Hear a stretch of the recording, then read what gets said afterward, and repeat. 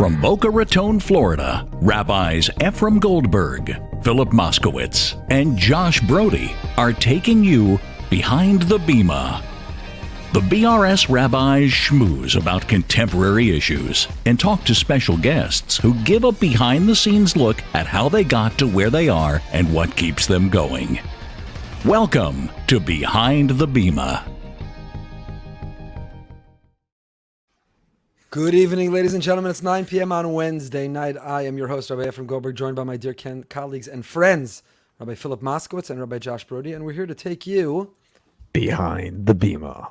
We're here to take you behind the Bima. Gentlemen, it is another week, another Wednesday night.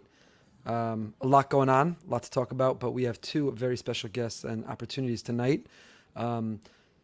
Joseph, who we're going to talk to, we probably never dreamt we'd have on. He never dreamt he'd be on. Unfortunately, due to circumstances, he has a story to tell.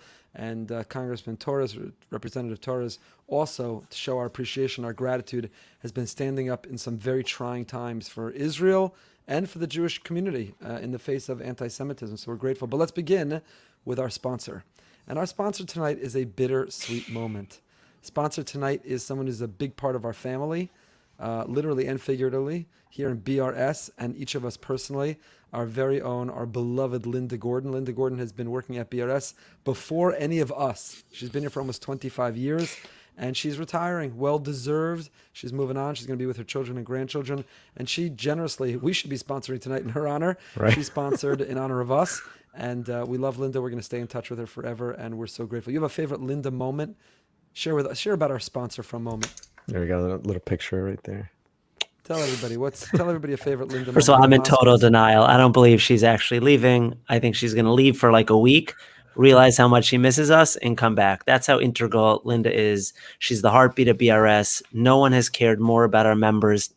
No one has literally lived, breathed, eat, sleep BRS over the last 25 years than Linda. She's given her heart and she's given her soul. Our members feel it. We feel it. And it's, I'm in denial. I really am. She's such an integral part of it. I love how she has on her wall, like pictures of her family, and then there's pictures of us. It's like we're all, it's hard to find that line between the two. Pictures of us, pictures of our families. Right. And it's a really close connection. Somebody really makes themselves an integral part of a institution, of a community, of its leadership. The people in our community have come to trust her, put their faith in her, confide in her. She coordinated a lot of sensitive experiences, events, people, circumstances, and we love her, and she deserves her happiness and to move on, but we'll miss her. I'll tell you a favorite Linda moment, though. It's not really a moment. It's like it's an explanation of who Linda was. Linda really embodied the work hard, play hard model of like what we aspire for. You know, Linda, when it came time to work, she'd be there early in the morning. She'd stay late at night. She took it home with her. Like, she would get the job done. But when she wanted to have fun, Linda also knew to have fun. She knew how to make us laugh. She knew how to play along with a joke with us. She was really part of the family. And it was, again, I'm in total denial that she's actually leaving. Yeah. So we appreciate her sponsorship, her generosity. And what are we going to do with Linda stories? With Word Perfect? Is that done now? Are we officially retiring that as well? Yeah. My favorite time with Linda every year was at our event to raise money for our Jewish Education Scholarship Fund. Linda and I would enjoy a scotch and a cigar together. So, you want your executive assistant who, like you said, work hard and care deeply and spiritual, but she also knew how to enjoy a scotch and a cigar with the rabbi. So that was kind of cool. Linda's definitely very, very cool. And we'll miss that, but she said she's coming back every winter to visit. So we'll get that opportunity. We'll keep that going. We have a lot of very significant, scary topics to talk about tonight. As we say, Israel's still at the forefront of our minds. The rise of anti-Semitism and Joey's personal experience, which we're going to hear more about. But I'll tell you, as much as we're tempted to believe that the world is turning on us, and we'll speak to both of our guests tonight about that, the propaganda war, the social media war, what's been going on not only on the ground in Israel and from the sky, but what's been going on online and on the internet and all of that. But, sometimes we can lose perspective. Yes, ADL reported that anti-Semitic acts were up by some absurd percentage. And yes, there are not only enemies of Israel that online are saying vile things, but even Jewish celebrities, prominent people saying shameful things about Israel or even about being Jews. But, I had several experiences that reminded me that the majority of people are decent and they're good and they get it. I went on Sunday, I flew to a wedding, and about 10 minutes before we landed, the person sitting next to me, I sometimes try not to look so Jewish, but it's hard to pull that off. So he sitting next to me, I don't know what gave it away, my huge yarmulke or gray beard. Anyway, but 10 minutes before landing, he turns to me and he says, I'm not Jewish, but I've been following everything going on about Israel, but I don't believe their version. Tell me what the real story is. So I gave him a modern history lesson about Israel from 1948 to the present. Everything. The 48 War of Independence, the 6-Day War, Yom Kippur War, the pulling back from Gaza 2005, the rockets, Hamas, Hezbollah, everything. And by the end, he was basically like, yeah, I totally get it. That's terrible. Nobody would stand for that. The rockets. Thinking about you were praying for Israel. And it was so heartwarming. That was one story. And then today, which is a story in its own right, I had a meeting at East Boca and I made the terrible mistake of saying to my family, I'm near Trader Joe's. Does anyone need anything? And that was a big mistake. I needed GPS to navigate my way around Trader Joe's and to figure out the hechsherim on these products and to not get lost in exploring like that sauce you never heard existed and now you had to check it out and look at it. But anyway, I'm walking into Trader Joe's and a guy walks out and he puts out his hand to me, Corona, whatever, but he puts out his hand and he goes, hello. I'm like, hello. So, your rabbi mode kicks in and you're like, do I know him? Where do I know him from? Right. He's not wearing a yarmulke. Do I even know him? And he says, hello, I'm not Jewish, but I'm a member of Kufi. And I just want you to know, stand with Israel and we stand with the Jewish people. And you need to know that. I want to give the guy a hug, So, and then the letter that we shared that I got from a local pastor to all of our community, to the BRS community, saying, there are people who love you. We love you. We're thinking about you. We're caring about Israel. So those three experiences, as much as we think they're the exception, I'd like to believe they're more of the norm. And this spike and this rise of anti-Semitism and hate, hopefully that's the exception. And the majority can overrule and extinguish the voice and the efforts of the minority. Yeah, because just in response, we heard so many stories, people from California, people in New York being told, take off your yarmulke, take off your mezuzah, whatever those stories might have been. And there was a time when I was up in Orlando for a conference this week where I went to Starbucks afterwards and I was thinking to myself, like, what if, because I was wearing my IDF t-shirt or something. I was like, what if I get attacked? I was really scared for a moment and it went in, but it's never occurred to me before, No, but that in and of itself, isn't that a symbol to all of us in and of itself that 20 years ago, you wouldn't have worried about that? Right. I don't know, 20 years ago, the things that happen in New York City, in LA, you wouldn't have imagined happening 20 years ago. Not only are they happening now, but they're not getting covered by the mainstream media.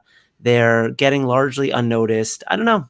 I appreciate your optimism, Rabbi Goldberg. I worry. We've seen this story play out throughout Jewish history, and I worry immensely. We have enormous reasons to worry. I'm not minimizing or suggesting that we shouldn't worry. We got to lobby. We got to advocate. We got to speak up. We got to be strong. We have to figure out and coordinate how to protect ourselves better. Also, I believe in all of that. I believe in all of that. But I also want to believe in humanity, and I want to believe in decency, and I want to believe that there still are good people, not to the point of naivete. I'm not suggesting like Nazi Germany, 1930s. No, they're good people. They're our neighbors. They could never do this. I'm not saying put our head in the sand. We've got to speak truth to power. We've got to rally. We've got to confront. We've got to pass legislation. We've got to demand internationally that bodies are put into place and there are rules that go. I believe in all of that. Right. But I don't want to. Do you ever want to live in a world? Do you ever want to get to that point? So these individuals, they restored my faith, and again, not to the point of therefore being passive or naive. No, I appreciate that. I think I had an experience the other day where I was somewhere and somehow the Holocaust came up, and it became very clear that the person had no clue about anything about the Holocaust. I think we take for granted sometimes that in parts of America, which are not largely populated by Jewish populations, we live and breathe the Holocaust. It's so much a part of our narrative. It's so much a part of our conversations. I think there are large portions of Americans who don't live and breathe the Holocaust the way we did. And following the rise of Nazi Germany and the role anti-Semitism played in that. And I think that we take for granted how much that is part of our narrative and how concerned we are about it. I think there's a lot of ignorance out there. And I agree with you. I think there are a lot of really good people that are just misinformed. And they see headlines about Israel as the aggressor and the Palestinians, right? And they just buy into that because they don't know anything else. And I think part of what, as you're articulating, part of our job is to double down on our responsibility to educate people, whether it's through AIPAC and to educate congressmen who might not be fully educated, whether it's just in terms of in general, when you meet someone in the supermarket, you traveling on vacation, like these are opportunities to interact with people and to educate them because they're not interacting with Jews every single day. Right. Yeah, and there are a lot of ways to educate. You can educate and you can engage and you can be a soldier in the online battle, although too much of those are echo chambers and people talking to one another. And, we'll talk to Congressman Torres, but when he stood up and Stanley proudly stood with Israel, there was vile hate. He was called all kinds of names, horrific. I can tell you that, when I posted after the rally that we held where a van that on the side of it said Hitler was right, and the most vile anti-Semitic threats, calls for genocide, horrific things were being said. And I took a video of it and I posted it online. I don't usually get a lot of traction. I think there's, close to 350,000, 400,000 views of that video. Of course, that's what makes news, right? Just like your Shabbos Shuvah Drasha, by the way. Yeah, just like it. Not the pro-Israel rally, link but to it. that's the part that makes news. But we've got to confront, we've got to expose, we've got to educate. I agree. I just want to believe that there are a lot of really good people out there and we shouldn't write them off. It's the opposite. We need to engage them. And I'll say something that I hope is not controversial, but sadly too many within the Jewish community and too many of our own people. We know there are rabbinical students from other denominations who were on the wrong side of the Israel conflict, who absolutely were blaming the victim and couldn't distinguish between terrorists, between an Israeli-Palestinian issue that needs to be resolved and that one can have a healthy and respectful debate, and between Hamas terrorists launching 4,000 rockets. So when there are non-Jews who say, we get it, I forgot a fourth example. Yesterday, our friend Pastor Mario Bramnick called me. He's the leader of the National Hispanic Pastors Movement. He represents hundreds of thousands of evangelical Christians. And he says, Rabbi, what are we doing? Are we doing an event together? How are we standing up? What are we doing? So, it's amazing. Even after Israel had the ceasefire, he's still calling, saying, what are we doing for Israel? What are we doing for the Jewish people? How are we fighting anti-Semitism? So I'm just suggesting that, when tragically there's segments of our Jewish community that we can't rely on to have a strong moral voice, when there are non-Jews who reach out and who have that loving gesture, we should embrace it, and we should be happy, and we should be grateful for it. But right now we have the opportunity to welcome Joseph Borgen. Joey, welcome to Behind the Bima. Thank you for being with us tonight. Thank you, guys. I really, by the way, the name, I really enjoy the name of the show. It's a great name. I just want to say you've got a great radio voice, much better than all of us. I don't like listening to my voice. I think it's like with everybody. It's weird when I hear my voice. But I heard you have competition Under the Aron's coming up with the podcast. Nice. Tell me the truth, Joseph. Have you been working on that all day? Tell me, when did you start working on that line? When I heard the name, Max called me. I said Behind the Bima. That was great. I don't know. It came to me right away. But I had my back pocket. Listen, 3 rabbis bantering and having on guests. That's I appreciate it. Thanks for having me. Yeah. Listen, last week's show on last Wednesday, you wouldn't have been on our radar to have on our show, and you would have never dreamt and maybe never heard of our show. And here we are 1 week later, and our show is only one of many. I saw you were interviewed by Lemon on CNN. You've been interviewed nationally, internationally, Correct, and you've been sharing a story that you wish and hope you would never have to have told. So we don't want to make you relive it, and you've told it elsewhere. We want to go behind the Bima with you, the angles or aspects of the story that others maybe don't know. So before we get to what happened, tell us about yourself. Tell us where you're from. Tell us where you went to school. Tell our viewers and listeners who will relate to your background. And I know your cousin reached out to me today. Grateful that we're having you on. We have a lot of overlap. Man. We know a lot of the same people. So tell us a little bit about you. So I grew up in Long Island. My entire life, I went to Halb Elementary School. After high school, I attended Reshit Yerushalayim. It's actually located in Beit Shemesh, but I went to Reshit for the year. Best year of my life. Great. I love Israel from that point on. And ever since then, I went to Baruch College, and I've been living in and around the city, going home back and forth here and there, but living primarily in the city, Upper East, Upper West, various areas of the city for the past decade. And like you said last week, I would have never even thought that my yarmulke or my Judaism would put me in harm's way, verbally or physically. My entire life, thank God, up until that point, I never really firsthand experienced anti-Semitism. I've heard about it, and I've said the classic cliche, it can happen everywhere, it can happen to anyone. But truthfully speaking, nothing of severe magnitude where someone was physically hurt happen to anyone close and nearby to me. And the fact that it happened to me is really just, yeah, it's very, you know, scary. In your life, did you ever consider not wearing your yarmulke? Have you ever been any place that you said, you know, did you ever tour Europe with your family, or were you ever in the city late at night and you said, you know, I got to wear a baseball cap or take off the yarmulke? Never occurred to you before? Never in New York, never ever in America, never when I was in New York. Maybe when I was traveling abroad, maybe when I was transferring flights here and there, I would maybe wear a baseball cap instead of a kippah. But Right. never would I think that I have to, you know, not, you know, I hide the fact that I'm Jewish essentially. No. Right, right. So tell us, you know, I considered playing the video as we had you on, but there's no reason to put you through that. And we've got a lot of kids who watch Behind the Bima, Yeah. listen to Behind the Bima, and no reason to put them through that as well. First of all, how are you feeling? How are your injuries? Are you okay? I'm okay. I'm just banged up. Still, you know, I got some headaches and everything, sore, but I saw the video, like you said, a couple times, and just a little thankful and grateful that it wasn't worse, considering what could have been, to be honest. So the fact that I was able to walk out of there and make it out, you know, in one piece, thankfully out of the hospital that night, you know, it kind of presented me the opportunity to make, you know, example and bring some positive vibes to the situation, or positive impact, whatever I could do, just to prevent it from happening to someone else, or bringing awareness to anti-Semitism in general, whatever I can do.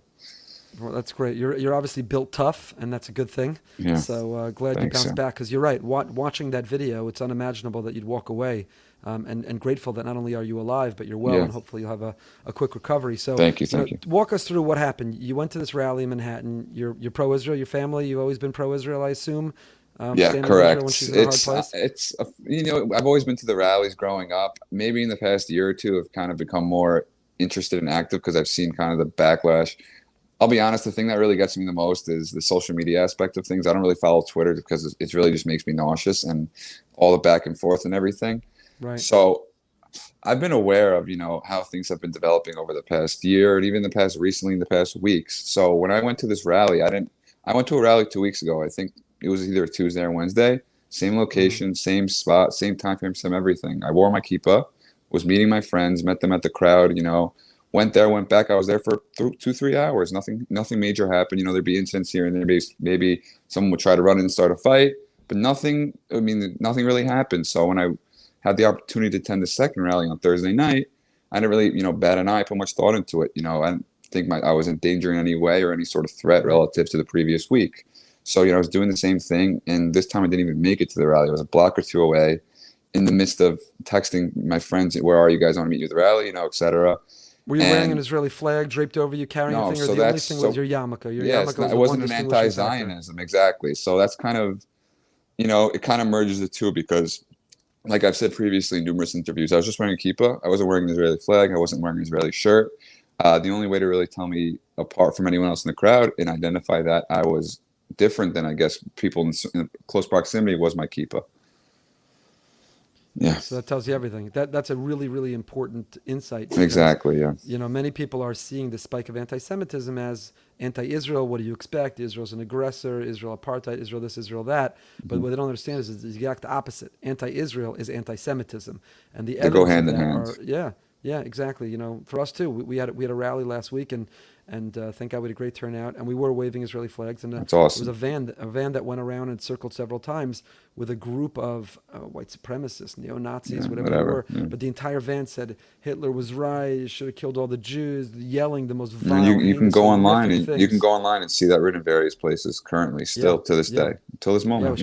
it was trending. So you're walking, you're going there, you're texting your friends, and what happened? All of a sudden, people Corner of start my eye, jump you. I see someone chasing me with their fist reared back, ready to, you know, lay a nice punch into me. And before I could even react, make a second movement or flee, you know, try to take off, there was a whole crowd of people who proceeded to kick me, punch me, hit me with flagpoles, hit me with crutches, and then the icing on top towards the end was getting maced and pepper spray for about a minute. I thought they were going to the bathroom on me, but they were actually pepper spraying and macing me, which I can tell you firsthand is extremely, extremely painful. I couldn't see for hours. My face felt like it was on fire.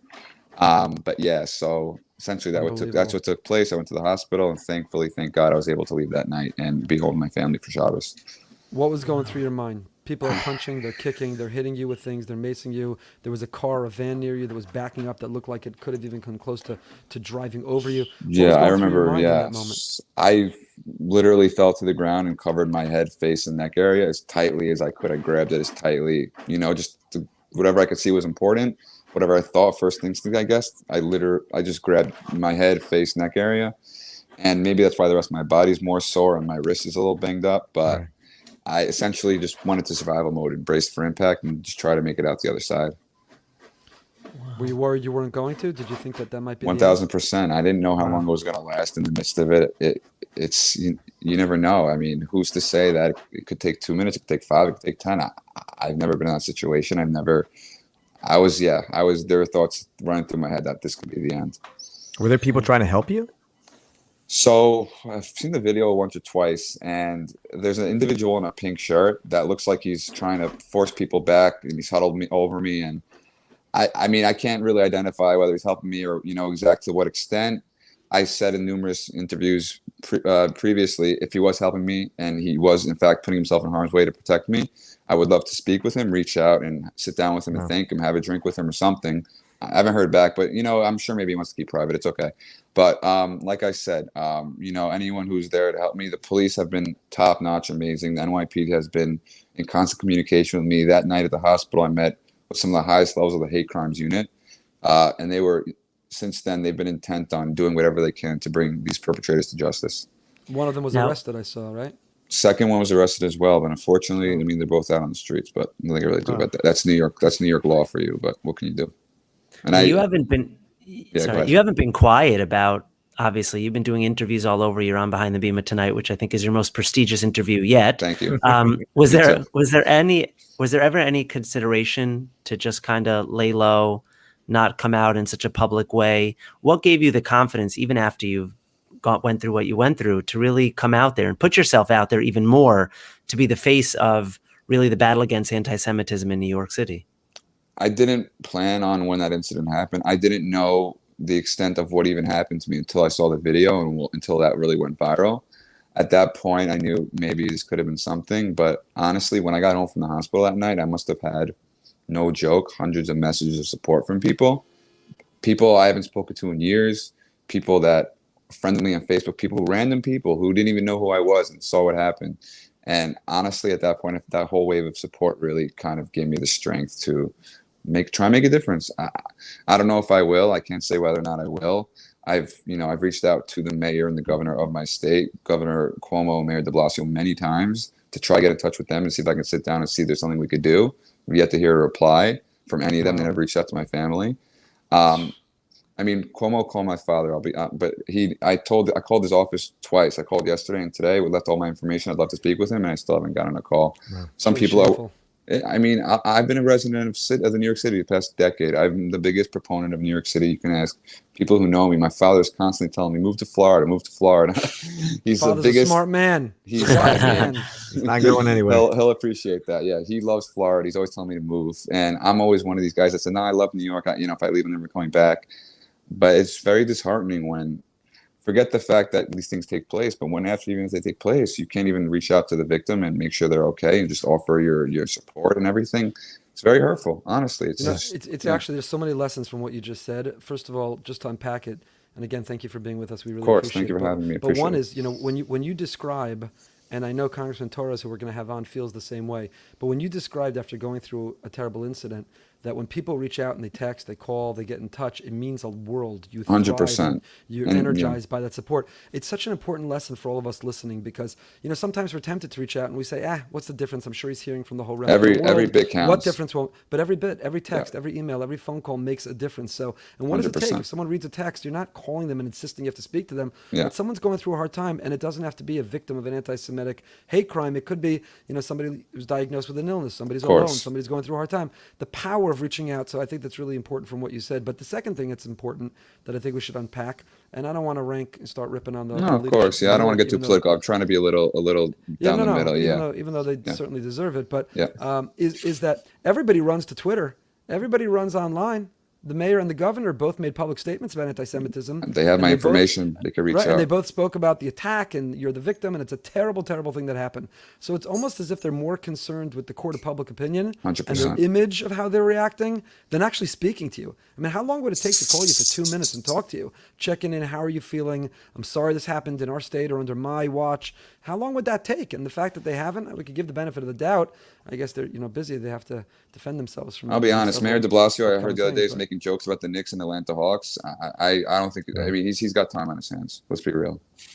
Yeah, it's a shame. I want to ask you one more question. Go ahead, of course. You're a yeshiva boy, Reshit graduate. Both my Reshit. sons-in-law went to Reshit, so Yeah. Marcus boys go Reshit. So, how do you interpret this, or have you had time to think about this in a religious context? When you were going through it, I don't want to put you on the spot or ask you Yeah. too personal a question, but when you were in that moment and you described how you had no idea how it would end or what would go on, do you scream out to Hashem? Is there a heartfelt prayer? Are you thinking afterwards some sense of gratitude, Suda Soda now? Give our listeners a sense of a religious context in which you've experienced this. Prime example, this is the first time in my life I've ever said Gomel. That was... Wow. Hey, sorry. I just had a missed That's call. okay. You got me? I'm sorry. Yeah, worry about it. Sorry. De Blasio, by the way, he's Yes. probably No, listening no, to Bears this, call. and he realized he's got That's a my call. Bring him brother, on the my show. brother. Let's go. I wish. Was it I'd De merge him Blasio? in. No, I wish. I think he's sleeping already. No, but I'll be honest. I said Gomel for the first time on Shabbos. I went to a smaller shul because I didn't want to be a whole to do. And like I said, Jews who didn't even know me, the rabbi of that shul, Rabbi Kalish, located in Sure. in the Five Towns. Amazing experience. I didn't think much of it when I woke up that morning going to shul, but getting up there, sitting, standing next to the Torah, getting an aliyah. I don't get aliyahs that often, I'll be honest. Getting an aliyah and saying Gomel, it did hit me at that point that there's some religious aspect to this. Well, we wish you the best. Thank you Yeah. for spending some time with us. Of course, thank you And for we're having me. sorry- I appreciate it. We're sorry you've become the spokesperson, but you're doing a great job as I the hope. spokesperson. I'm and trying my best. Thank you very much. You're making all of us proud and continue to heal and to feel well and to be well. And hopefully, on the one hand, it'll be in the rearview mirror, but hopefully you'll also, the rest of your life, you'll be able to educate the public that anti-Semitism exists in a very real way in our time. And if we don't stand up to it, then more incidents like this could happen. So thank you so much for being with us. Absolutely I wish agree. all Thank the you so best. much. Have a great night, guys. Enjoy it. Take care. All Bye. right, thank you. Good night. You too. All right, we're going to bring the Wow. congressman on momentarily, but let's just unpack that for a moment. Takes a lot of courage, I'll tell you. After an anti-Semitic act like that and being the victim of it, I could see wanting to just, lay low, not be the face of the fight from now on. But he's embraced it, and I give him a lot of credit for it. And I give him, Hashem should give him a lot of strength, both physically, spiritually, emotionally, to be able to confront. Because I'm sure he gets backlash, for all the nice text messages he gets. I'm sure social media isn't as pretty, and it takes a lot to put yourself as the face of that. Yeah. And I didn't want to jump on the bandwagon in terms of the pushback on his elected leaders who he feels are failing him. But I do think it leads to an important conversation I wanted to have tonight. I want to bring on the congressman, so maybe we'll have it afterwards. But, if you're following the story about Mark Ruffalo, who's I think that's his name, who's an actor who wrote horrific things about Israel while rockets were raining down, describing Israel as committing genocide, and only afterwards now apologizing. And, what's the value of an apology? Should we run to accept it? Is it deserved? Is it warranted when the damage done from kind of rhetoric is the experience that Joseph had in the streets of Manhattan? So, the notion of kind of the online, the offline, we had Matthew Hiltzig on a few weeks ago who represents a lot of high profile people when they're going through a crisis. And he represented Myers Leonard, who had his incident, and he talked to us about how he navigated that incident. I actually spoke to Myers today, and I'll tell you, to this moment, Myers is still not, he'd come on Behind the Bima, he doesn't want to do an interview. He's not writing a tweet. He's not putting out a statement of an apology. His goal is not to convince anyone that he has remorse or regret. His goal is to prove it. That was Matthew's guidance, and I took a lot from that night, that wisdom that said, don't tell people what you're going to do it, and then you can tell them what you've done. Right? That alone was really, really a lot of wisdom. When you've made a mistake, don't come out blazing with everything you're going to do. Just do what you should be doing, and then you can talk about, look, I made a mistake, and here's what I've done since then. So, Yeah, I do think there's a difference, though. In the Myers-Leonard case, it was kind of in a vacuum. He obviously made a comment he shouldn't have made, and clearly he's been remorseful. And I know you're in touch with him all the time, and you've been mentoring him along, and you've developed a nice friendship with him. But in the context of a war where rockets are being fired in Israel and the rhetoric online is so heated and so inflammatory, I do believe words there carry an extra level of significance. And if you say a comment of anti-Israel, anti-Zionism, and you further stoke the coals, certainly in the heated environment in which we live, there's an added level of responsibility for those words. Well, let's come back. I want to continue this conversation after we have the congressman on, because I think it's an important one to have, and there's certainly different legitimate positions on it, and I'd love to continue to have it. It's really an honor to have Representative Ritchie Torres, who is a first-term congressman from the Bronx. The Bronx, I think he represents the smallest district geographically, but obviously a large population. And he was a up-and-coming rising star who grew up in the Bronx, came through the system, was on the councilman in the city, and really distinguished himself in his leadership early on, so that he ran. He's several minorities himself. He's struggled himself with bullying and hate, and yet persevered. And we're really, the pro-Israel and the Jewish community are really grateful that somebody who's a freshman congressman, he's brand new, he's in the progressive community and has a lot to risk, has stood up for Israel, even though it was been responded to with a lot of hate and a lot of vile things said to him and about him. So it's really an honor to be able to bring him on tonight and to be able to thank him in person. We are so honored and grateful to be joined this evening by Congressman Torres. Thank you so much, Congressman, for giving us of your precious time. We really appreciate it. I'm happy to be here. It's good to have you behind the Bima. I have to begin by telling you that a few months ago we had a guest on our show, a friend of ours, Jeff Swartz, the former CEO of Timberland. And we were talking about something entirely different out of nowhere. And he says, there's an up-and-coming congressman who was a councilman. I go to the Bronx to visit. He's amazing, pro-Israel. He was singing your praises even before I think you were sworn in and before we were benefiting from your support at this time. So Jeff was, as often, ahead of the game in recognizing your up-and-coming greatness for the pro-Israel community.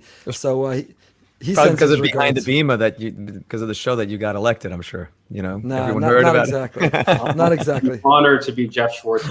And Jeff actually came to the South Bronx.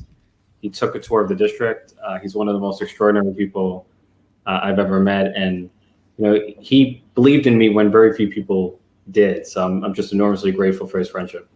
He is wonderful. And our mutual dear friend, Representative Ted Deutsch, who's been on our show as well, for connecting us to be able to make this happen this evening. And Ted, we know, is fighting tirelessly for Israel, fighting anti-Semitism every day right now. Unfortunately, has a lot of work to do. So we're grateful to him and grateful for that friendship. So let's jump right in, because you've really distinguished yourself immediately as almost brand new in Congress, unfortunately, in a world in which many have abandoned or many are lukewarm in their support.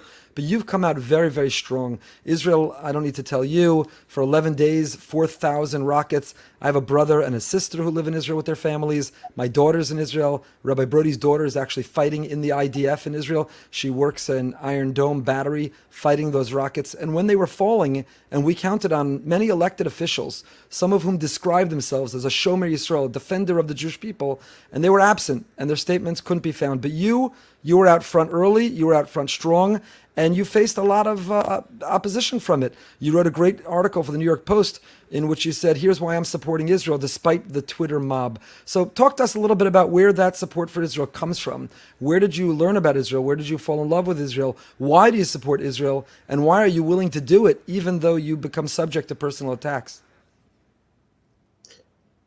Well, the simple answer is it's the right thing to do. Israel is, one need not be Jewish or Israeli to have deep admiration for Israel as a success story of human resilience and ingenuity. Like, Israel is a powerful example of what can be achieved when a people come together. And I think of Israel as a profoundly progressive success story. I am pro-Israel, not despite my progressive values, but because of them. Israel is a sovereign state, and with sovereignty comes the right of self-defense. If my neighbors and I were the target of more than 4,000 rockets, I would expect my government to defend myself, which is a right that every country, including our own, take for granted. And what I've often found is that Israel is the target of double standards.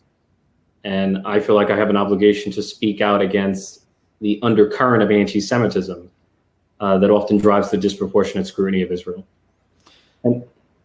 Thank you, and we'll go to that, because there's no question that some of the anti-Israel sentiment has obviously overflown now into this explosion of anti-Semitism, and we'll get there in a second. But Congressman, why do you think it is that you get something that's so obvious to you, And yet to many of your colleagues, and this is an apolitical show and bipartisan, we have people from both sides, on both sides of the aisle, but more, I think, within the Democratic Party, there's a struggle and there's a tug of war right now. Something so obvious to you about Israel's right to defend herself. Why do so many other people miss that? Why don't they see it? What is corrupting the narrative here that people are distorting that reality and are equating a liberal democracy, Israel, with a terror organization out to not only destroy Israel, but to wipe out Jews wherever they are on the globe? Well, part of it is hatred for Israel and anti-Semitism. And then part of it is a lack of empathy, a lack of empathy for the plight of the Jewish people, a lack of empathy for the unique security situation of Israel.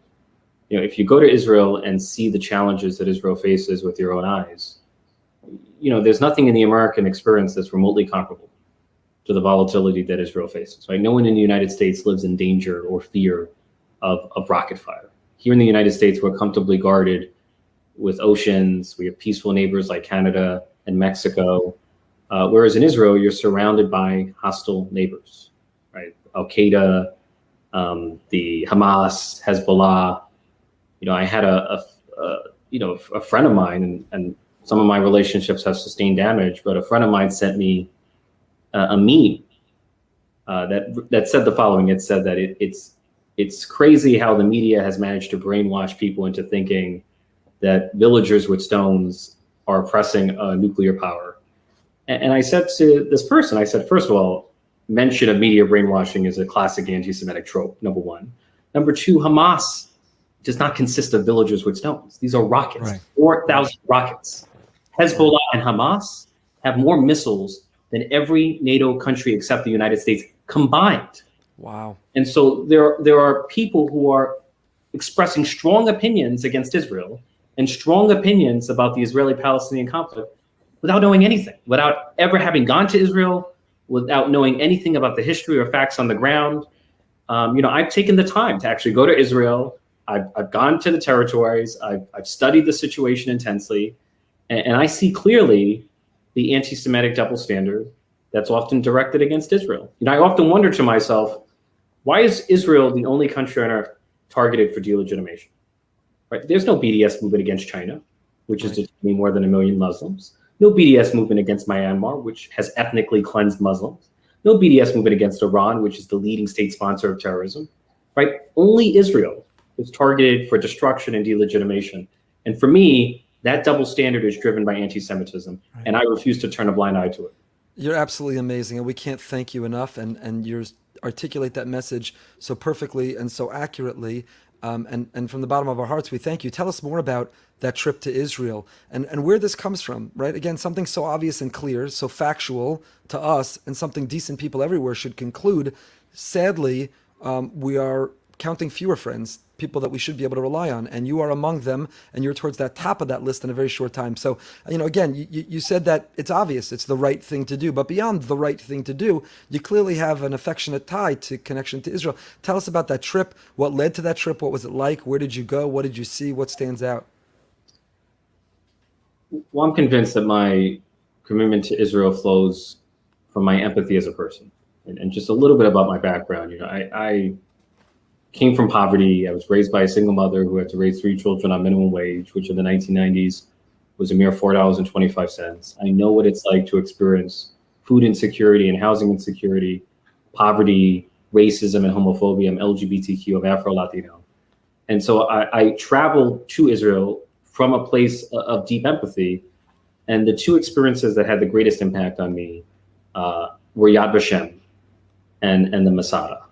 And those 2 experiences crystallized for me the rationale for a Jewish state, for a sanctuary for Jews as a historically oppressed people. Right? And for me, the best summation of the need for a Jewish state are the 2 words, never again. Right? Never again will the Jewish community have to commit mass suicide in order to escape enslavement at the hands of a foreign enemy, as it did during Masada. Right? Never again will the Jewish community be subject to ethnic cleansing and genocide as it was during the Holocaust.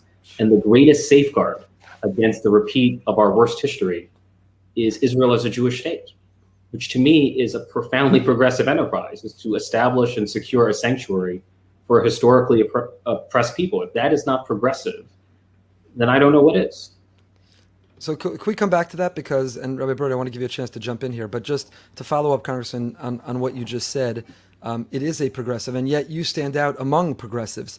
There was an article in the Daily News whose headline was, "Be like Ritchie. Democrats like Alexandria Ocasio-Cortez and Bernie Sanders could learn a lot about Israel from Ritchie Torres." And you know your own quotes because you're interviewed in it, but you talk about the rhetoric against Israel and Israel's right to defend itself. And it seems that there's a progressive movement to even stop the U.S. support militarily for Israel. Not only to not be there in a proactive, supportive way, but to actually turn back some of that support and to undo it. Why do you think that among some progressives, maybe the most extreme or those who are the most public progressives, it's considered that the Palestinians are the underdog and Israel's the aggressor, and they've created a narrative that progressives don't support Israel. They use terms like apartheid, and somehow they've linked Black Lives Matter or the fight against racism in this country to having to stand against Israel in the Middle East. It's such a distortion, which you understand and know well, and that's why the media are giving you the recognition you well deserve because you're standing up. Why do you think some of your progressive colleagues don't get that, and what can we do about that? Is there any hope? Is there hope for the squad? Can whether it's AIPAC's efforts or other advocacy groups, can we educate? Can we turn people around? Can we bring people into the light of the truth about the only liberal democracy? A progressive agenda. I saw a meme today that was a picture of LGBT holding a poster that said LGBT for Palestine. And the meme was underneath it was a picture of chickens that said chickens for KFC. And the idea, the very harsh description in that meme is that what happens to LGBT in Palestine, Israel's a liberal democracy, is open and warm and welcoming and gives rights, and the nations that surround it that are hostile have the opposite of progressive values and ideals and agenda. So is hope lost? Can we turn them around?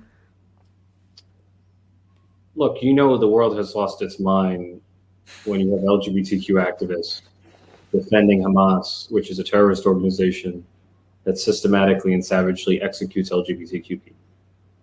Right? Common sense dictates that you do not defend your executioners. Right. So it's inexplicable to me.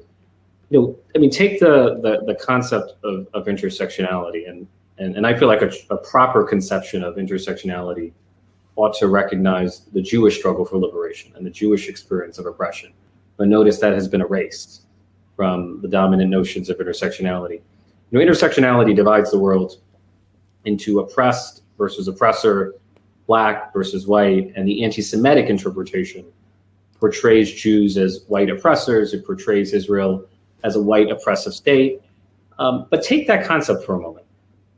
Look at it. First, it ignores that Jews have been among the most oppressed people in human history. That's one. Number two, it ignores the racial diversity of Israel itself. Right? 20% of the Israeli population consists of Israeli Arabs. And the majority of the Jewish population, as I understand it, consists of Mizrahi Jews from North Africa and the Middle East, right. Sephardic Jews who hardly qualify as quote unquote white. So the intersectional critique of Israel is absurd even on its own terms and by its own standards. Right. So I just find the arguments to be disingenuous. The most powerful analysis that I've heard comes from an Israeli thinker. I believe her name is Einat Wolf. And she said that Zionism is a progressive cause that has fallen victim to its own success. Wow. Right? Progressives demonize Jews for progressing from victims to sovereigns. And for me, that's such a powerful insight, because the demonization of Jewish progress by self-proclaimed progressives has to be one of the greatest, cruelest ironies and greatest perversions of progressivism in history. And I'm committed to speaking out against it. And any chance that we can turn the squad around? Can we get some of your colleagues to see the truth more on this? Look, what I would communicate to my colleagues is the objective should be to promote peace between the Israelis and Palestinians, not incite hatred for Israel. And in my opinion, you cannot incite hatred for Israel without ultimately inciting hatred for the Jewish community. It's no coincidence that the delegitimation campaign against Israel which was amplified on Twitter, which was amplified by activists and elected officials, led to a global wave of anti-Semitic violence and vandalism, right? Anti-Zionism and anti-Semitism are closely intertwined in the real world, whether you admit it or not. Absolutely. Wow. I'm just wondering, for certainly for the viewers out there that aren't so involved in political advocacy, is it something where, how can we make some headway here? Is it better for you as a congressman to go and try to contact some of the people that might be against and say, come with me to Israel, let me explain to you, over the phone what's really, really taking place? As someone that lives in Florida, and we got these alerts that came out from AIPAC, which AIPAC has made it so easy to send a letter, email, even make phone calls to our local congressman. Our local congressmen are very supportive, and we already know that. You mentioned at the top of the show, Congressman Deitch is fantastic. I don't know that he needs another letter from us, although it's always nice, for obviously to see who's supporting the initiatives that he's putting out there. But I'm wondering, as a congressman, does it make a difference to the policy if I contact Congress people that are not in my state, not in my district? Do they care if they're in another place? Can I actually have an impact on them?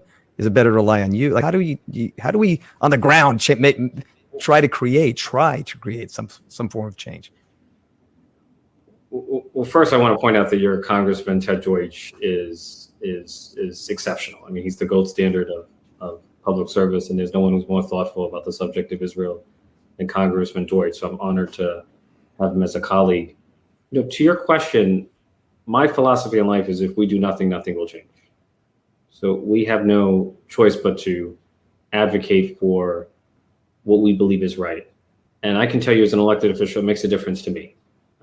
When I spoke out in defense of Israel, I was denounced as a white supremacist, which is absurd. I was referred to as a aiding and abetting apartheid and ethnic cleansing and genocide. And my loved ones, including my mother, had to read the vile rhetoric that was personally directed against me. And it's deeply painful. And to have members of the Jewish community from across the world, from across the country, from Canada, from Israel, personally reaching out to me and saying, thank you for speaking up.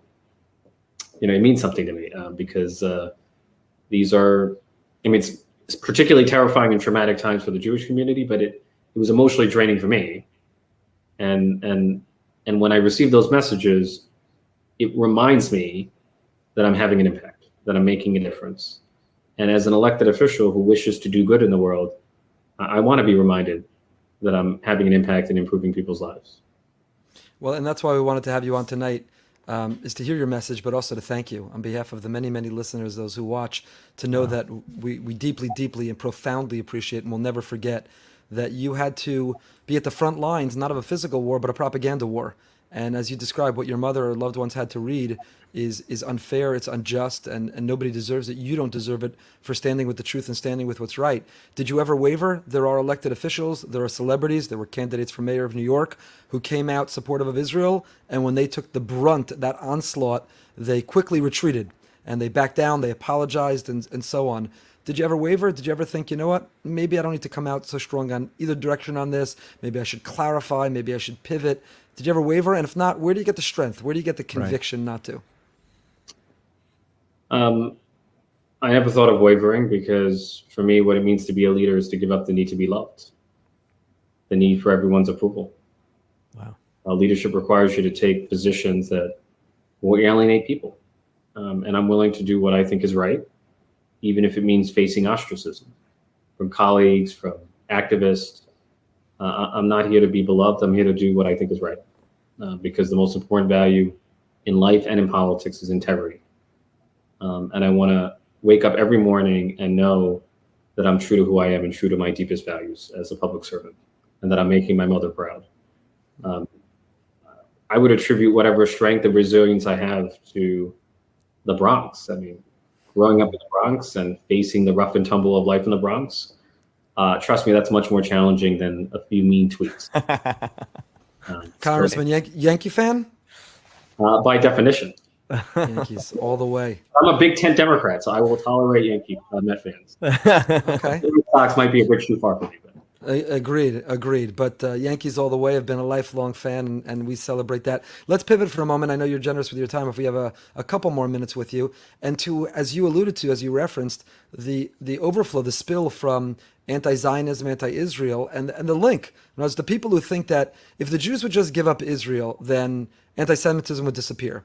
I'm ashamed. I'm absolutely humiliated from the Jewish public personalities who even tweeted some famous Jewish celebrities who basically said we should distance from Israel as Jews have an existence outside of Israel. We don't have to be tied to or suffer the consequence of Israel. So I thought it was really well said, probably not by somebody that you are a fan of, but Ben Shapiro, who was also on our show and lives here in Florida now. He wrote today, if you think there would be less anti-Semitism if Israel didn't exist, let me refer to all of human history between 136 CE and 1948. In other words, long before there was a state of Israel, for 2 millennia, Jews were targets of pogroms, expulsions, exiles, systematic attempts to annihilate. Clearly, anti-Semitism is not the result of Israel or occupation. It has existed before, and unfortunately or sadly, looks like it will always exist. So what do we do about it? You know, we're having on this show tonight as well, somebody who was a victim of anti-Semitism, Joseph Borgen, who was in Manhattan on his way to a pro-Israel rally. He was attacked by a gang. He was beaten, pepper sprayed, maced, was in the hospital, all because he was wearing a yarmulke, a kippah, all because he was outwardly Jewish. So this spike of anti-Semitism, Bronx, Manhattan, and around the country, we're seeing this explosion of it directly connected. What do we do? How do we tackle it head on? How do we make sure that we confront all forms of hate, anti-Semitism included among them? Look, we have an obligation to fight extremism no matter what form it takes. And there are Republicans who only speak out against anti-Semitism from the left. There are Democrats who only speak out against anti-Semitism from the right. I speak out against anti-Semitism no matter what form it takes, including in my own backyard, because integrity requires consistency. Anyone who thinks that there's no need for a Jewish state is just utterly ignorant of history.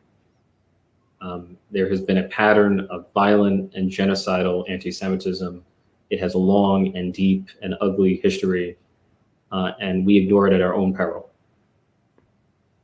And this is not a theoretical point. We're witnessing an outbreak of anti-Semitic violence. And the anti-Semites who are leveling these attacks are not inquiring about someone's position about Israel in advance. They're attacking anyone who's Jewish. Exactly. We held a pro-Israel rally last week in our community, and a van came by with spray painted on the outside. They were waving a Palestinian flag, but spray painted it said that Hitler was right, the Holocaust never happened. They were screaming genocidal threats to the Jewish people, and it was really jarring. We had little kids there. We had many people at this rally, and it circled around us several times. We're obviously grateful to our sheriff's department who provided security, but I'll be honest with you, Congressman, I think the security was protecting more these people from us and some of our own members, what they were ready to do to defend. They were so traumatized and so disturbed by the messages that were coming out. And there was once upon a time that people were afraid. They would never say such things. Even if they whispered it quietly in their home, they would never say it publicly. And today we're seeing that opportunity. Hitler was right, was I don't want to say it was trending, but it appeared on Twitter countless times. 7,000 times, according to the ADL. Yeah, wow. Which is disturbing because one can debate other deplatforming of different messages and different people, but this should not be debatable. That should not have a voice or a space, a platform on any social media. That shouldn't be allowed to be promoted or trend. Do you have any ideas of what we can do to advocate and to stand up in terms of making a change? Is there legislation that would be more protective in helping us fight anti-Semitism and other forms of hate? Look, I think there are two causes here. I think one is hatred, which is often implacable, and you cannot reason with people who refuse to be reasoned with. But then part of it is a lack of empathy, a lack of historical memory of Jewish suffering. And I consider that a failure of public education. I'm hopeful that if more people knew about the millennia of pogroms against the Jewish community and the Holocaust, that would inspire greater empathy for the plight of the Jewish community and a greater understanding of the need for a Jewish state. So I attribute the lack of empathy to a failure of public education.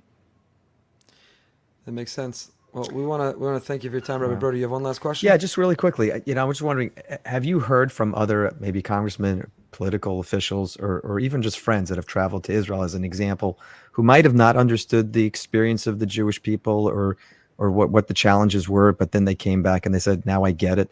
Is there something which, if you kind of direct people in this direction, maybe they could learn, they could understand a little bit better? You're looking at it, one example. Okay. Okay. I did not. Any others? I was never an opponent of this, but I entered elected office as a housing organizer with no knowledge of Israel or the Israeli-Palestinian conflict, and I found my delegation to Israel to be transformative. It was one of the most transformative experiences of my life, and I'm grateful. That's fantastic. Well, we want to thank you for your time tonight. Much more significantly, advocate for Israel. Yeah. We want to thank you for your time, and much more significantly, we want to thank you for all that you're doing to stand up for truth and for justice, for Israel, for the Jewish community fighting anti-Semitism. Thank you. And we'll give you the blessing that God should continue to give you the strength and the conviction to be able to fight this fight, and that you should rise, that your voice should be the dominant one in your party and in Congress, that be able to return to a time where, as we once had, a really bipartisan support for Israel that was obvious to all. And we long for that time, and we hope that your leadership and your voice rises to be able to achieve that. So thank you for your time, and go Yankees! And we look forward to continuing to track your success going forward. Go Yankees and go Israel. Amen. Wow. Amen. Thank you so much for your time. Yeah, we are back. He's very, very impressive. He's really Very impressive, impressive. thoughtful, So smart. articulate. Every And, part other than his Red Sox bashing, I could have done without that. But other than that, I loved him. He's from the Bronx. He and I say this not to be political because we're an apolitical show, but there's very little I agree with him on domestic issues. We could disagree agreeably, but on Israel, and we remember, none of us are that old, and it wasn't that long ago, but we remember when Israel was a bipartisan cause, and we could take that for granted. We remember the AIPAC policy conferences, the roll call of who was there, the who's who, everybody on all sides. They were gushing, they were competing with one another, who loves Israel more. Right. And those days seem they're gone. And will they come back? We don't know. We hope they will. But, it doesn't serve Israel to assume that only one party supports Israel, because that party is not always going to be in the majority. They're not always going to have the White House, as they don't necessarily right now. And we desperately need people on all sides who love Israel and who get it. And here you have a progressive who checks off every box of progressiveness, and nobody can accuse him of not understanding what it means to be a minority or to struggle. And he gets it. I mean, he said it as well or better than any of us could. So we need him. We need him. And it was worth having him on because his message is important, but it's important to have him on because he needs our gratitude. I know, because I heard offline from people involved in politics, he took and he's taking a beating, and he needs chizuk, he needs the support.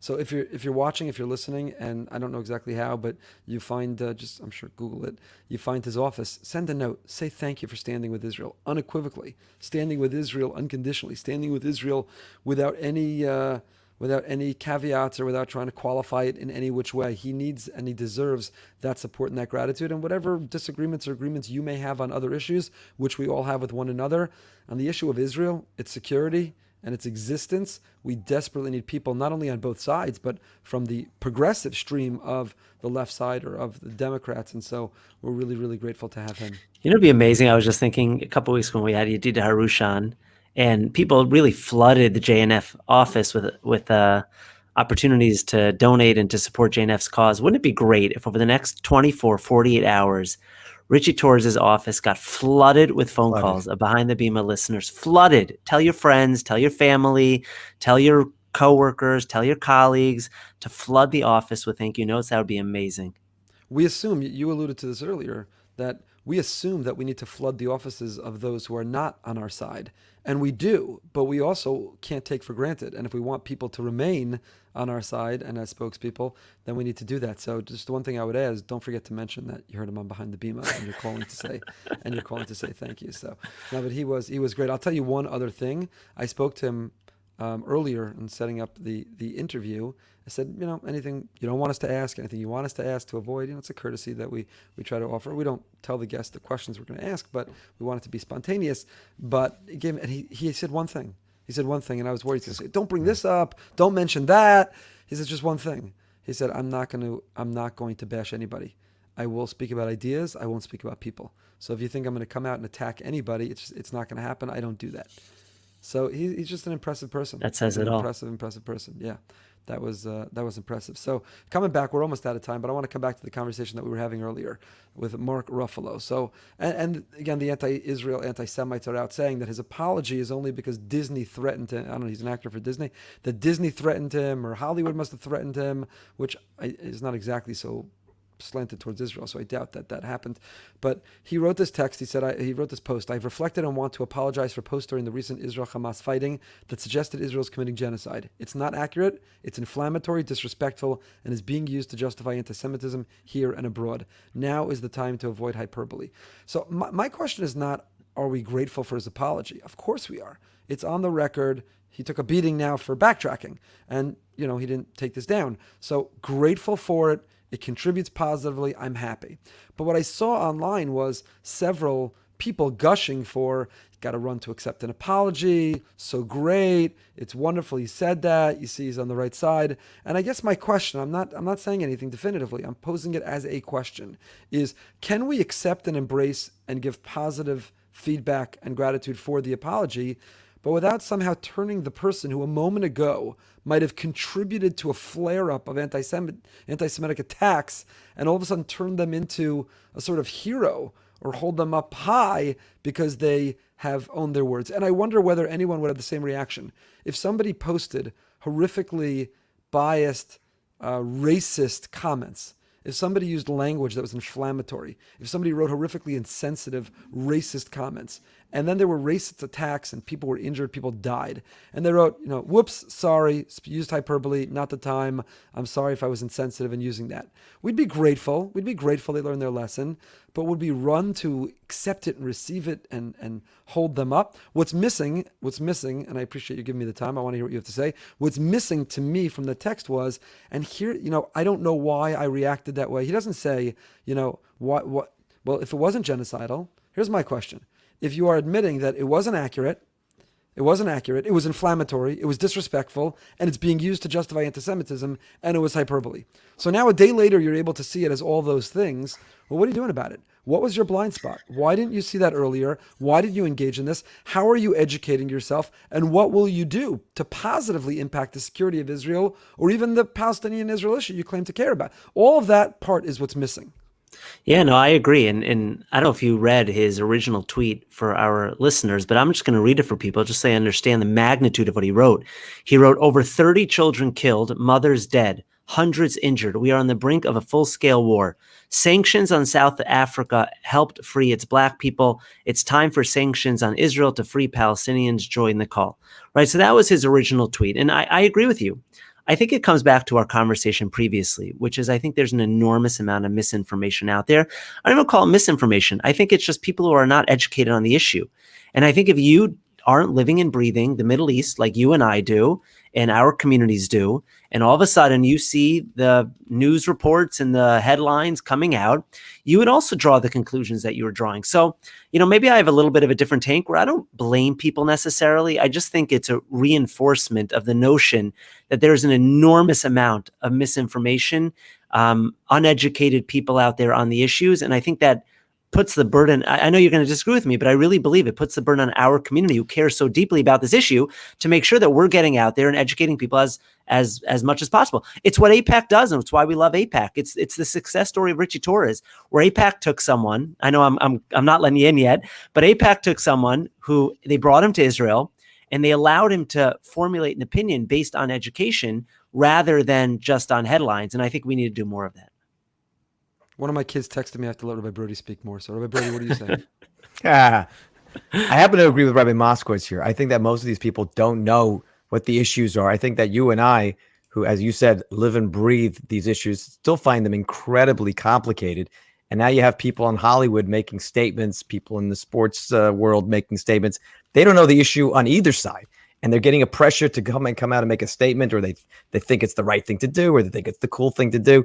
And then all of a sudden they got to backtrack. But I don't think they know what they're talking about when they say something pro-Israel. I don't think they know what they're talking about when they say something negative against Israel. I think tomorrow they'll say something that has nothing to do with Israel. They'll be onto whatever the next major story is. We're not arguing that it's our job and responsibility to educate, to be out there. We're not arguing that. And we're also not arguing that when a person does apologize or does say that they regret the impact of their words, we should embrace it, we should accept it, and now we should try to educate. We agree on both of those things. Where I think we disagree is, where's his responsibility? He's a public personality with a large platform and an online following, and he is weighing in and speaking irresponsibly about something he doesn't know anything about. Right. So the answer that he follows the news and that was his conclusion, that's not to me a justification. It wasn't a justification in the other direction. I posted earlier today trying to use her own words against her, but AOC had posted in March 23rd of 2020. She wrote, "Many have never had to deal with the consequences of such rhetoric, thinking objecting to the president's racism is about political correctness. Really, it's about protecting the millions of people who've become more vulnerable to hate crimes as a result of such language." So I wrote, "Many who never had to deal with the consequences of such rhetoric about Israel, thinking objecting to AOC's anti-Israel bias is about correctness. Really, it's about protecting the millions of Jews who've become more vulnerable to hate crimes as a result of such language." I took her exact sentence and just replaced it with Israel. If you hold others accountable, and I'm going to go on a limb and guess that Mark Ruffalo, in his evaluation of the past 4 years, thought that rhetoric was bad and could lead to action that's filled with hate. Well, then you have to hold yourself to the same standard. You cannot use language is powerful. Language leads to differences. And when you post, when you contribute to rhetoric, people get attacked. No, so just to clarify, I agree with you, right? Now, once you make the mistake, it's your obligation to undo your mistake. And the only way to undo your mistake is to use your position of popularity and prestige to educate people going forward. I'm simply saying that there are lots of Mark Ruffalos out there. I believe that there are millions of them in America, and those people who are just simply uneducated on the issues. And I think that, unfortunately, and again, you can disagree, but I really think it puts the burden on us. No, we agree on that. We agree on right. that. I know if you're looking for a good disagreement tonight, there's other things we can bring up, but that's well, this one we actually agree on. We agree on. We agree on. The question is how? What's the vehicle? What is the mechanism? How do we educate? How do we engage? Right? I can't make coffee with Mark Ruffalo. So who are the influencers? No, but there is someone who can. No, but there always is someone who can. I don't know if you remember. I forgot the athlete's name, but I think he was on the Philadelphia Eagles, who made an anti-Semitic comment. And Julian Edelman reached out to him and said, "You know what? I'd love to get coffee. I'd love to educate you about the issues and help you understand them better." There's always someone who has a connection. So then maybe that's what happened here. Someone reached out. Yes, very possibly it is. And we applaud whoever that person hypothetically. And it's what happens with Myers Leonard also, by the way. Yeah, right? No, That's exactly what happened. I guess my point is that Mark Ruffalo needs to hire Matthew Hiltzik, because when you put this out, no, he does. And if you know Mark Ruffalo, or Mark, if you're listening, I think you should hire Matthew Hiltzik, and I don't get a cut from Matthew Hiltzik. But I think what to me is missing, before we run to celebrate like we're so grateful, we should accept, we should embrace, we should educate. But I think what's missing is, and here's what I'm now going to do. I was wrong. I used the term genocide, and I've drawn a straight line from my rhetoric to a spike 500% in London in anti-Semitic attacks, and in America 200%, and so on and so forth. There's a straight line between my irresponsible language and that. Okay, now what? Now what? The tweet? That's it? We're all good now? You wrote a tweet? I shouldn't have used hyperbole. We're all good? Or are you going to educate? Are you going to contribute? Are you going to go to, do you make a pledge to go to Israel? Are you going to meet with AIPAC? Are you going to meet with leaders on both sides, understand the issues better? Now what? Now what? What are you doing about it? In order to earn our total favor, is it enough to just write a post? Or now what? The proof is in the pudding. Kabbalah al-Asad. You got to make a commitment to the future. Now what? That is my question. That is my Completely question. Agree. Okay, we're all in agreement. It's a boring show. I tried to stoke the coals. Boring show. All right, gentlemen, the hour is late. We still have several people with us. And of course, we always invite them to subscribe on YouTube and to rate and review the podcast. It's been climbing higher and higher. We've got great. I'll tell you, I always hesitate. My own family gives me pushback. Like, why? It sounds so pathetic. Rate and review. We've had the most extraordinary guests. Forget any of us. With great messages. Forget the three of us. Rabbi Grossman, the disco rabbi. Right. You have to listen to that.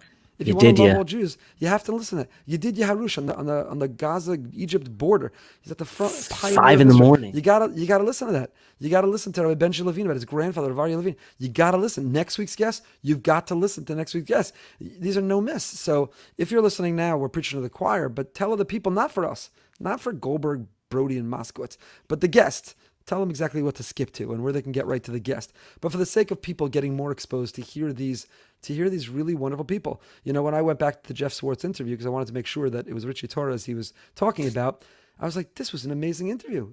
Again, not because of that. Jeff Swartz shared tremendous wisdom.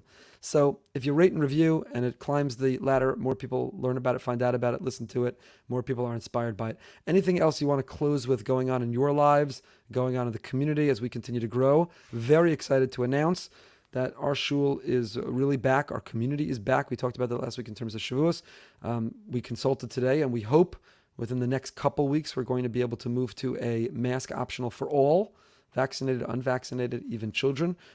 Nothing definitive yet, but when we hit the date after which anyone who wants to be fully vaccinated, meaning 2 weeks after the second vaccine could be, then at that point, the burden shifts. So we're looking forward to be able to be a community that embraces all in that way, and nothing definitive, nothing conclusive. Hopefully I won't regret even saying that right now, but we are looking towards that and grateful for that opportunity, hopeful for that opportunity. Gentlemen, anything you want to close with going on in your lives? Tell us. Orlando, Rabbi Broide.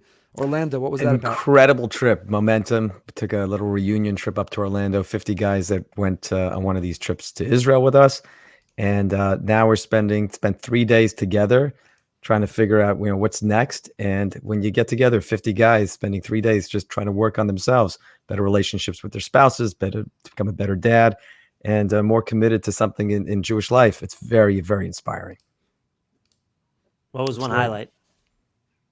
I don't want to give away some of the secrets, but they really take a moment to really look at to take a deep dive into yourself, and make real commitments. Where similar to what we did a number of months ago, there's now a WhatsApp group where everyone's committed to something significant, and you've got to check in every day for 40 days.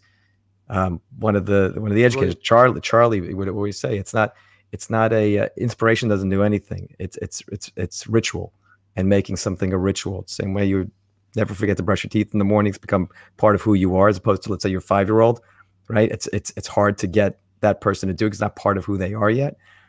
Same way, just 40 days, just make it happen. And everyone's checking on each other. Yeah. This is a topic I wanted to get to tonight, but we'll have to save it for next week or the week after. We are heading towards summer vacation. We didn't take vacations last year, so we're 2 years working straight and eager and excited to have it, to disconnect.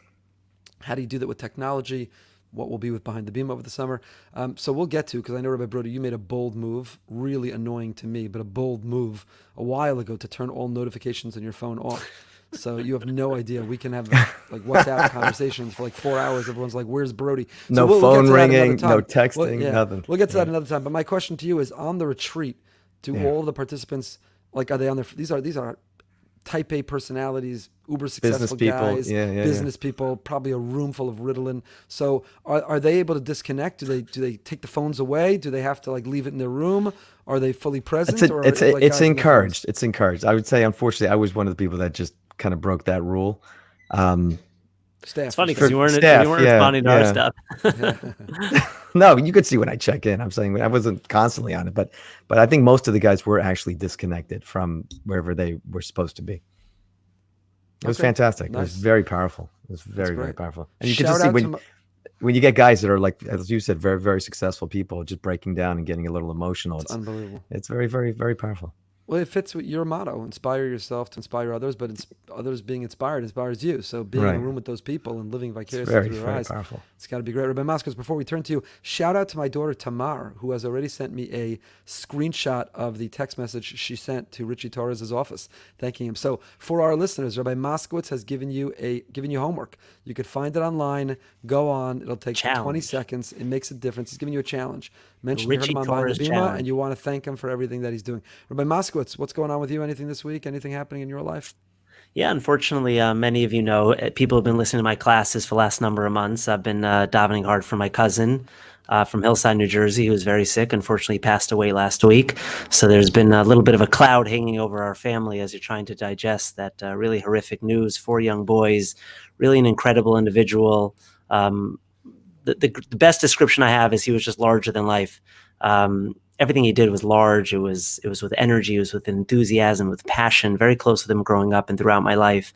And anytime someone at such a young age passes away, it's tragic. It's horrific, and it causes you to reflect and to reevaluate in your own life. So those who read my comment last week know that it was a little bit more raw than it normally was. It was written right after the funeral. And I had actually tried writing a different article and my heart just wasn't in it. And I said, you know what, I got to go with where my heart is. And I just wrote an article about, appreciating life, making the most of everything, living it to its fullest. And so that's where my head and heart has been over the last week and a half. Wow. It was raw and it was powerful. I was going to mention it. I read it and it moved me, and I would encourage all of our listeners to find it. First of all, Rabbi Moskowitz has become a prolific author, and most of his articles go up on aish.com. You can find them on Aish also, where they're read by thousands and millions. But this was raw, it was real, it moved me, and I know I speak for all of us in offering you our heartfelt condolences, comfort to you, to your greater family.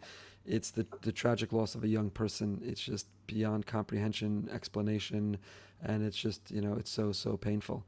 So we're thinking about you, and we love all of you, and we wish you a lot of strength during this time. Thank you. I appreciate it. I got 2 books yesterday that just came out, that were just published. One was In Memory of Danny Greyjour, and it was all about... the second half of the book are some of her classes, and the first half of the book are people writing about education and connecting it with a tribute to Danny. And very, very powerful book. I opened it, I looked through a little bit, and it was very moving. And the other was by Eric Galbett, who wrote a book to my cousin about his cousin Brian Galbett. And that book I couldn't even open. I tried to read one sentence and I couldn't. I actually set it aside to read on Tisha B'Av. That will be my Tisha B'Av reading this year. So, on that list, which you texted us when your cousin passed away, of all these young people, and your cousin tragically is now on that list of people just, it's terrible. I would say before their prime, not even in their prime, who knows what we could have had from them. And we're thinking about you, and we're so sorry for it. Thank you. I appreciate that. All right. Well, we'll just end on a happy note. Since our last show, I had a granddaughter, so very excited. Mazel about tov. that. That's right. Hashem. What's the name? Tell everyone the name. Rabbi Brody Broide wasn't there for the naming, so everyone I thought it was going to be at the 10:15 minute. Everyone can go to shaunapearl.com for baby gifts. But Right.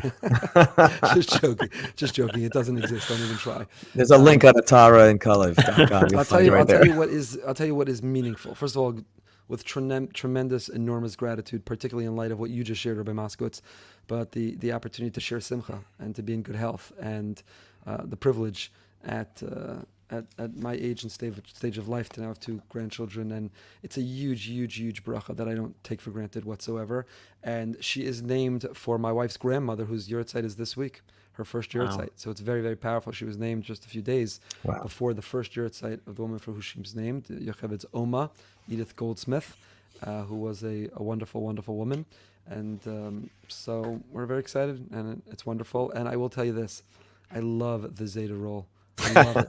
I play with these kids. You get to give them back. Ready not to, you give them back. And I try to be helpful. I pitch in, I do my part, but I'm not changing diapers. I'm the Zeta. Right. I put in my time. I have a lot of. I put in my time. Do you help out in the middle of the night? I've done that. No. Absolutely not. Does the rabbit in? I would, but I'm a risk. I would because I'm such a deep sleeper. I'd fall asleep and roll on top of it. Dangerous. It would be dangerous. It would be. We used to have that all the time. I'd wake up in the middle of the night, I'd be like, I can't believe the baby slept through the middle of the night. Ari would look at me and be like, what are you talking about? She was up at 1, 2, 4. Right. Exactly. That's all of my children every morning. My first question is Yochaved. So how'd the baby do last night? Or I made the mistake early on. I'd be like, "Oh, the baby slept through the night. I didn't hear anything through the night." Really exactly. Big mistake. So we should all those who are longing to have children should merit to have healthy children. Those longing to be married and have children should find their bashert. All those who are ill should have a healthy recovery. All those who are in pain should find comfort. And we wish everybody only to be able to celebrate simchas, all of us together. But please God to be able to have good news. So thank you again to Joseph for joining us. Thank you to Representative Torres for joining us.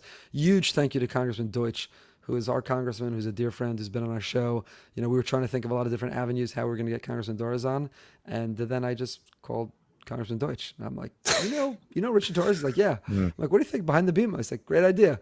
And it happened. So thank you to him for making this happen, for all that he's doing. If you're following, again, you don't have to agree on all politics. You don't have to agree on everything, but we need friends in the pro-Israel community. We need The friends Ritchie Torres challenge. Fighting anti-Semitism. So let Congressman Deutsch know how much you appreciate. He is the chairman of this committee fighting anti-Semitism in Congress. Let him know. Let Congressman Torres know. Let all those who've stood up, who've courageously stood up, let them know and show that appreciation. Can I say, I saw someone put up, I think it was Wendy, she put up a few things that the congressman had made some statements, positive things about Israel.